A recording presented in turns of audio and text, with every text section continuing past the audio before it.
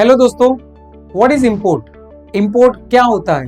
Import किसे कहा जाता है और इंपोर्ट में ऐसी कौन सी लीगलिटीज है जिनको ध्यान में रखना जरूरी है? चलिए बात करते हैं इंपोर्ट के कुछ बेसिक के बारे में। My self Amit Mulani from amitmulani.com and team, exporter, importer and trainer inside international trade.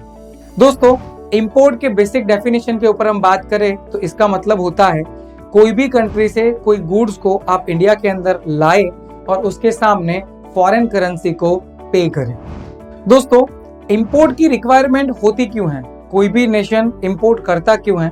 बड़ा ऑब्वियस है, इसकी कुछ बेसिक नीड्स हैं। जैसे कि अगर कोई प्रोडक्ट हमें इंडिया के अंदर अवेलेबल नहीं है तो ऐसी प्रोडक्ट को इंपोर्ट ही करना पड़ेगा। जैसे कि आईफोन, आज तक इंडिया में आईफोन बनते नहीं थे तो हमें वो इंपोर्ट करने की जरूरत थी, बट अब इंडिया के अंदर आईफोन बनते हैं तो शायद इसकी इंपोर्ट की जरूरत ना हो।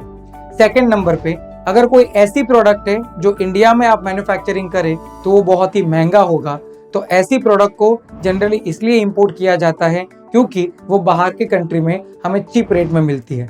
एंड थर्ड नंबर पे, अगर कोई भी प्रोडक्ट ऐसी है जो आपकी इकोनॉमिक वेल बीइंग के लिए इंपोर्ट करना जरूरी है, जैसे कि मशीनरी, तो but obvious in that case we are importing the goods from the foreign nation.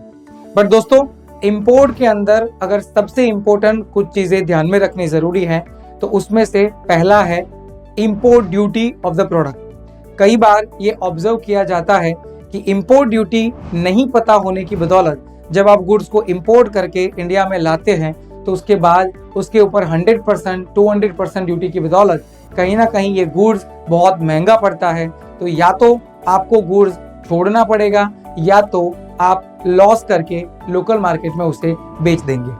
Second number पे जरूरी है प्री इंस्पेक्शन, यानी कि जब भी आप फॉरेन कंट्री से गुड्स को लाते हैं तो उसके पहले फॉरेन कंट्री में ही फैक्ट्री पे ही आप गुड्स का प्री इंस्पेक्शन करवा ले, जिससे कि आपका जो भी गुड्स आप इंपोर्ट कर रहे हैं वो certain quality and certain quantity में आ रहा है, ये तय हो जाए।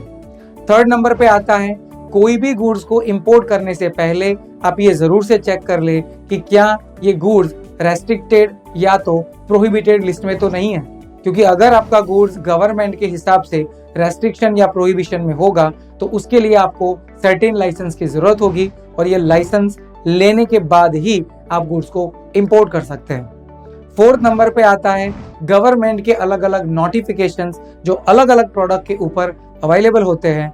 सो अगर मान लीजिए आप कोई भी इलेक्ट्रॉनिक्स प्रोडक्ट को इंपोर्ट करना चाहते हैं तो उसके लिए आपको सर्टेन लाइसेंस की रिक्वायरमेंट है। एग्जांपल के तौर पे BIS, अगर आपके पास BIS लाइसेंस नहीं है तो आप इलेक्ट्रॉनिक गुड्स को इंपोर्ट नहीं कर सकते। उसी तरह से कुछ सर्टेन गुड्स के ऊपर ऐसी जो लीगलिटीज है उनको फॉलो करना जरूरी है।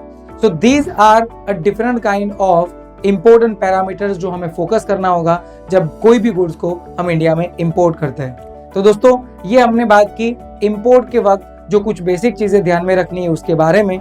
ऐसी ही और मजेदार इंफॉर्मेशन के लिए आप हमसे जुड़ सकते हैं amitmulani.com के साथ। Stay tuned.